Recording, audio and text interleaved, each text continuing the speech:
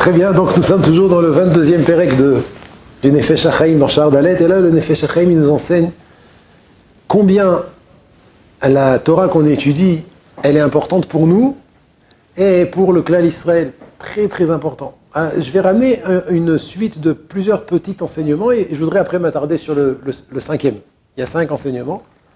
Et le Nefesh HaChaim n'était pas tunisien, je vous rassure tout de suite. Malheureusement. Mais malgré tout, il nous ramène 5 enseignements sur l'importance, la grandeur et l'impact de l'étude de notre Torah. Alors il commence en ramenant un Zohar. Le Zohar dans Parashat Vayikra enseigne, je lis en hébreu, Kad Barnash, en hébreu, on a ramené un pardon, Kad Barnash itrachik meoraita, lorsqu'un homme s'éloigne de la Torah. Alors quand on parle de Torah ici, c'est surtout de l'étude de la Torah, mais la pratique c'est évident, on n'a pas besoin de le dire. La pratique c'est pas shoot, mais là on parle précisément de l'étude de la Torah. Comme ça le Nefesh HaChaim, il nous explique que c'est ça la kavana, la kavana du Zohar, l'intention du Zohar. Quand il dit quand un homme s'éloigne de la Torah, alors rachik hu mikucha berichu. En fait, il s'éloigne d'Akadosh Baruch. Et le Nefesh HaChaim explique ce Zohar en terminant une phrase qui kucha berichu veoraita chad. Car Akadosh Baruch Hu et la Torah, c'est une chose. Alors, souvent, on se pose la question, comment on peut faire pour se rapprocher d'Hachem? C'est une très bonne question. Une fois qu'on a compris qu'on est venu dans ce monde et qu'on vit dans ce monde pour se rapprocher d'Hachem, la question, elle est comment on peut faire pour se rapprocher d'Hachem? Et là, selon ce qu'il dit le Zohar, la réponse, elle est claire, elle est évidente. Tu veux te rapprocher d'Hachem, il y a une chose. Le derer, le chemin principal dans lequel un homme peut se rapprocher d'Hachem, c'est se rapprocher et se coller à la Torah. Puisque, comme il dit ici le Zohar, que quand un homme il s'éloigne de la Torah, il s'éloigne d'Akadosh Baruch Hu, et nous on dit aussi le sens inverse, que lorsqu'un homme se rapproche de la Torah, c'est le chemin le plus sûr pour se rapprocher d'Akadosh Baruch Hu, et surtout l'étude de la Torah. Ça veut dire quoi? Ça veut dire que quand un homme il se concentre dans une sugia de la Torah, même si une sugia de Masechet Souka Perek Shlishi, Lula Vagazul, ou bien Baba Kama, Akones Tson Nadir, peu importe quelle partie de la Torah, quand un homme, il investit son esprit avec toutes ses forces dans les sugiotes de la Gemara du Shas, alors il rentre, il pénètre dans le monde d'Akadosh Baruch Hu et se rapproche d'Akadosh Baruch Hu. Ça veut dire d'un côté Akadosh Baruch Hu, il est omniprésent, il est partout. Mais pas tout le monde ne le voit, et pas tout le monde le ressent, et pas tout le monde s'approche de lui. On peut même arriver, chas v'shalom, à s'éloigner de lui. Comment? En s'éloignant de la Torah. Par contre, tu te rapproches de l'étude de la Torah, tu te rapproches d'Akadosh Baruch Hu. Ça c'est là le premier enseignement du Nefesh HaChaim, que Akadosh Baruch Hu et la Torah, c'est une chose. Deuxième enseignement, ve'ashmira ha'elyona chez la Kedusha, et la protection suprême de la Kedusha, sar me'alav. S'éloigne de lui, Rahman al-Etzlan. Et donc, on voit encore une fois, il parle du côté sourmera, que lorsqu'un homme, il s'éloigne d'Akadosh Baruch Hu, c'est-à-dire lorsqu'un homme, il s'écarte de l'étude de la Torah, alors la Shmira Eliona chez la Kedusha, la protection suprême d'Akadosh Baruch Hu, le quitte. Donc, à four, l'inverse. Quand un homme, il étudie la Torah, alors il amène sur lui la Shmira Eliona. Continue le troisième enseignement du Nefesh HaChaim.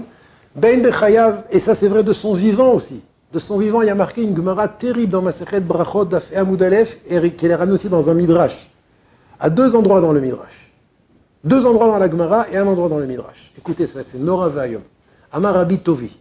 Amar Rabbi Oshaya, écoutez. Kol amarpe atzmo midivrei Torah. Tout celui qui se relâche de l'étude de la Torah, Eino yachol amod beyom tzara. Il ne peut pas tenir dans un jour où il y a un mauvais décret. Chez Nehemar, un pasuk dans Michelet, 24, 10. Itrapeta beyom tzara, tsar kochacha. Itrapita, ça veut dire quand tu t'es relâché, ça veut dire quand tu t'es relâché de l'étude de la Torah. Alors, beyom tzara, tsar kochacha. Un jour d'épreuve difficile, ta force, elle rapetissait, ça veut dire tu ne peux pas tenir. Tu peux pas tenir. L'inverse. Quelqu'un qui s'investit de toutes ses forces dans l'étude de la Torah. Alors même Beyom Tsara, Chas v'Shalom, Sheloneda, même quand il y a un jour difficile, un jour d'épreuve, alors tu peux tenir. Tu contrôles, tu maîtrises, tu peux même aider les autres.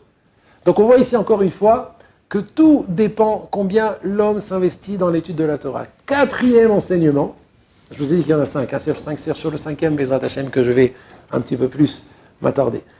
La Gemara dans Menachot, Daf Tzadik Tet Amud Bet, il ramène le Nefesh HaChaim, Kol HaMeshamer et Torah, toute personne qui garde la Torah, Nishmato Mishtameret, son âme est protégée.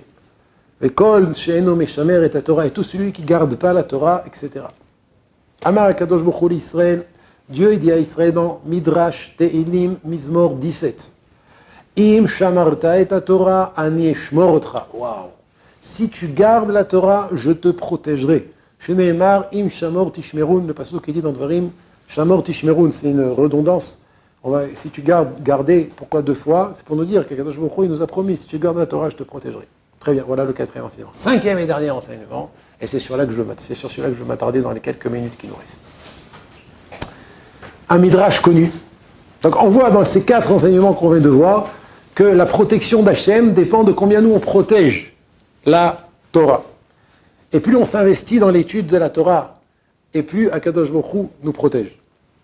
5e et dernier enseignement, le Midrash Rabbah, dans Bereshit, Parasha 65. Au sujet du Passouk, je vais faire une petite introduction d'abord. Vous savez que Yitzhak, le 2e patriarche, avait 2 enfants. Un qui s'appelait Yaakov, et l'autre qui s'appelait Esav. Au moment où Yitzhak sentait que sa fin, il devait quitter ce monde, sa fin approchait, alors il a appelé Esav. Et il lui a dit, va me préparer un gibier comme tu sais que j'aime, et je vais te bénir. Rivka, elle a entendu que Yitzhak voulait bénir Yaakov. Elle voulait bénir, Esav. On sait tous que Esav, c'était selon la Torah, comment elle nous le décrit, c'était pas un tzaddik. Et Yaakov, c'était un tzaddik, c'était Ishtav Yoshev Ohalim, c'était un homme pieux qui étudiait la Torah. Et Rivka, lorsque Esav est parti chercher du gibier, elle a vite appelé Yaakov, elle lui a dit, regarde, Yitzhak, papa, il veut bénir ton frère, et moi, je veux qu'il te bénisse. Les brachot de Yitzhak, c'est quelque chose de très, très, très important. Alors, elle a fait quoi? Elle lui a dit, je vais te préparer un plat, moi je te prépare vite un plat, toi tu vas mettre une parure avec plein de laine dessus, de sorte que ton père qui est aveugle aujourd'hui, il va te toucher, et il va sentir que tu es Esav. D'accord? Alors Yaakov au début il n'a pas voulu, et sa maman Rivka lui a dit, j'ai reçu une prophétie que c'est toi qui dois recevoir les brachot. Toi, Yaakov, qui dois recevoir les brachot. Alors n'aie pas peur, vas-y. Yaakov, il y va reculons, mais il y va quand même, parce qu'on sait très bien que Yaakov, sa mida, c'est le Hémet. Et là, on voit que le plus grand niséon qu'il a eu, c'était de tromper son père, qui est contre le Hémet. Mais il a reçu ça de sa mère, il a été Mekabel, il a accepté de partir faire la volonté de sa mère, qui était la volonté de Dieu. Alors pour quelle raison Dieu a décidé que les brachot passent de cette manière sournoise, c'est une autre question. Mais en tout cas, il part recevoir les brachot de Yitzhak, son papa. Et lorsque Yitzhak, avant de le bénir, lui dit « Qui tu es, mon fils ?» Yaakov lui répond « Anochi, je suis, qui je suis. Et Esav bechorecha, et Esav c'est ton premier-né. » Et il a dit une phrase qui pouvait se faire comprendre de 2 manières. Très bien. En tout cas, il lui dit « Je suis Esav bechorecha. » Yitzhak lui dit « Approche-toi, je veux te toucher. » Yaakov s'approche, et Yitzhak le touche, et là il dit le fameux verset connu. C'est quoi le verset qui dit? Oh, Chazak u'Baruch. Akol kol Yaakov. La voix, c'est celle de Yaakov. Ve'ayadaim yede Esav. Et les mains sont celles d'Esav. Ça c'est le pasuk. Nos sages d'expliquer dans ce fameux midrash que le Nefesh HaChaim ramène, je cite un midrash terrible, Rabotai, un midrash foudroyant. Disent nos maîtres, Bezman, she'akol kol Yaakov, ein ayadaim yede Esav. Ils n'ont pas rajouté beaucoup de mots. Lorsque la voix de Yaakov se fait entendre, alors les mains de Esav ne peuvent pas prendre le dessus. Esav, c'est l'Avdavka. Esav, c'est pas que Esav, c'est tous nos ennemis. Ça peut être Ishmaël, Ça peut être qui ça peut être, c'est nos ennemis.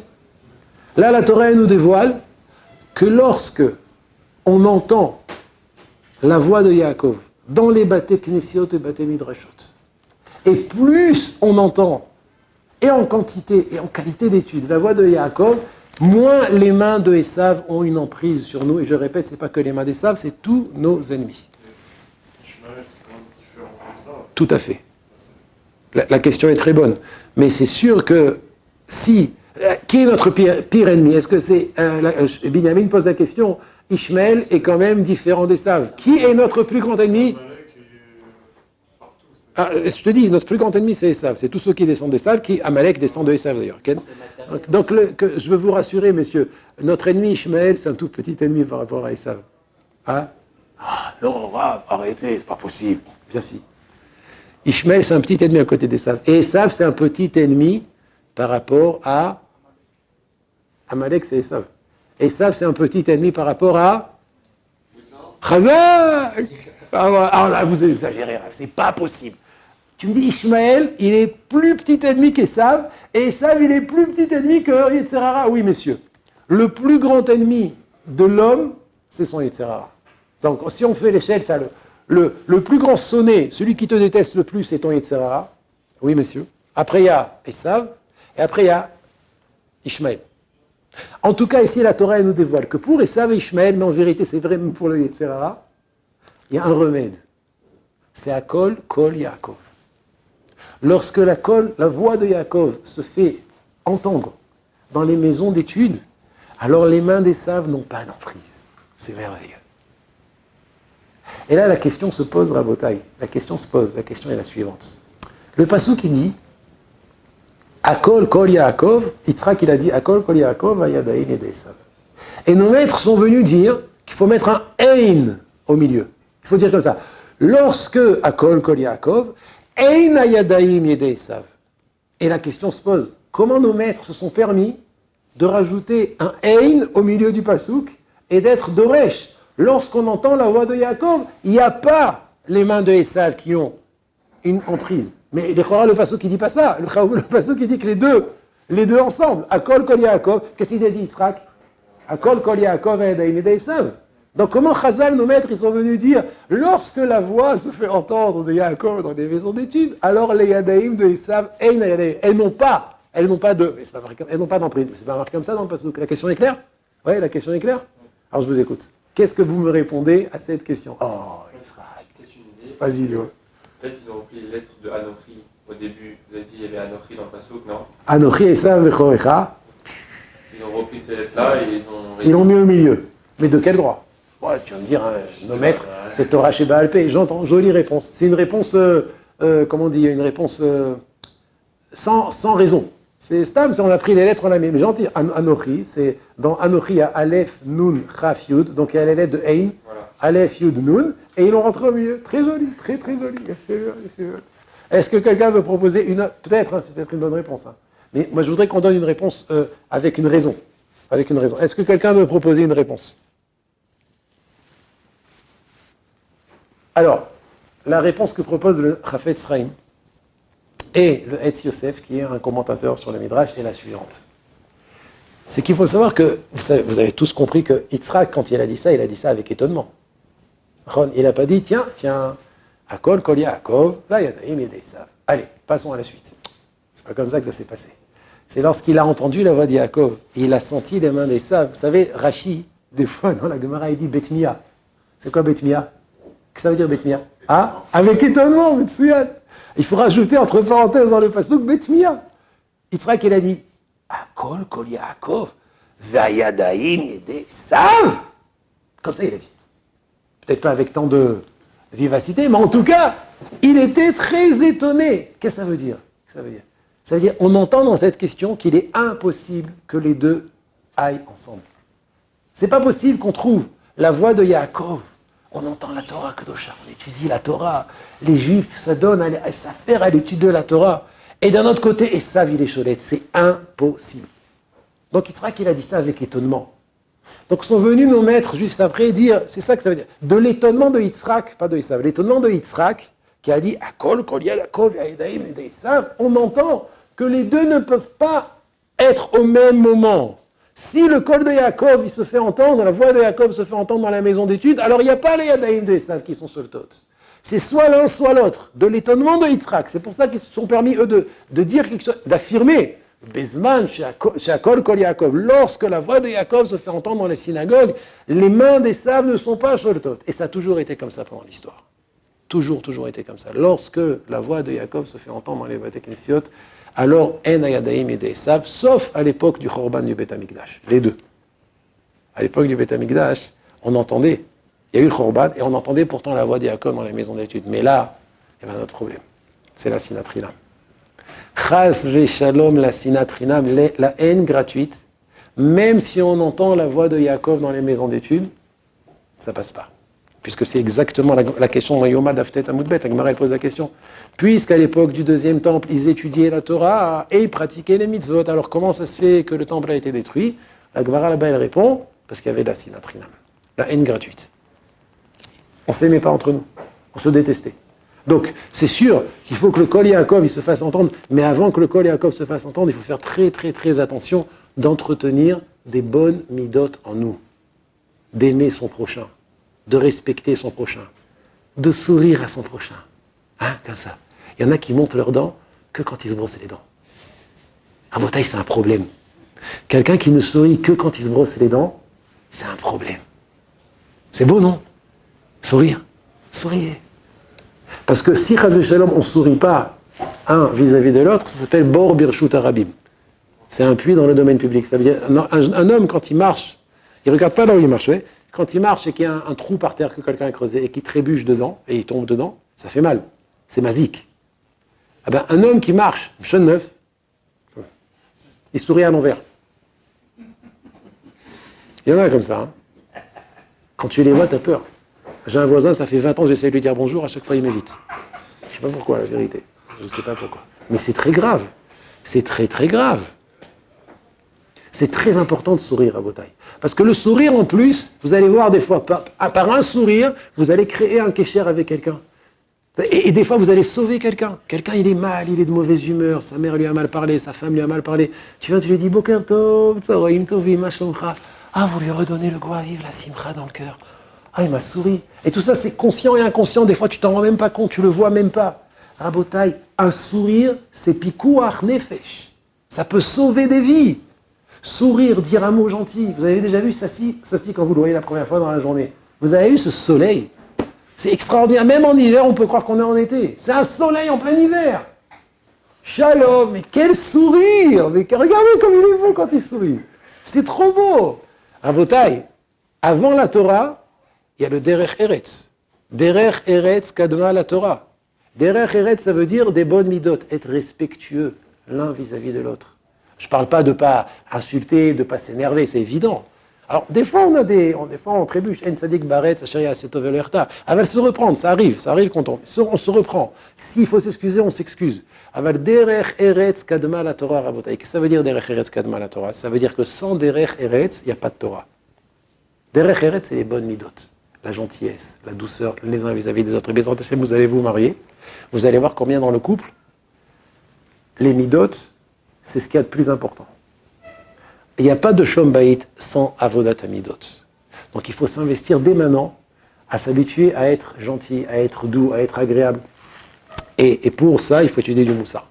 Le Moussar, il aide beaucoup à raffiner, à rendre nos midot plus souples et plus douces.